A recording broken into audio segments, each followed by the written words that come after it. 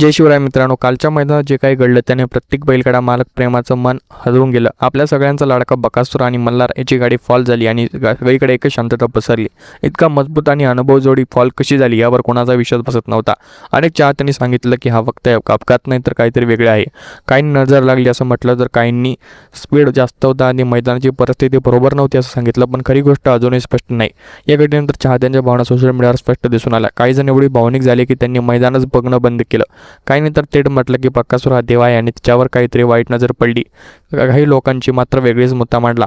बकासूर हा सुद्धा एक प्राणी आहे, त्यालाही विश्रांतीची गरज आहे. आपण त्याला मशीनसारखा वापरतोय का हा विचारही महत्त्वाचा आहे. काही चाहत्यांनी सकारात्मक बाजू मांडली आणि सांगितलं की खेळात हार जीत असते, पण राजा कायम राजा असतो. बकासूरने आजवर जे काही यश मिळवलं ते कोणी काढून घेऊ शकत नाही. त्यामुळे पराभव झाला तरी त्याचं महत्त्व कमी होत नाही. उलट या घटनेनंतर लोकांचा त्यांच्यावरचा विश्वास अजून वाढलेला दिसतो. आता या सगळ्याच्या मनात एक प्रश्न आहे, बकासूर पुन्हा कमबॅक करणार की? त्याचं उत्तर बहुतेक चाहत्यांनी आधीच दिलं आहे.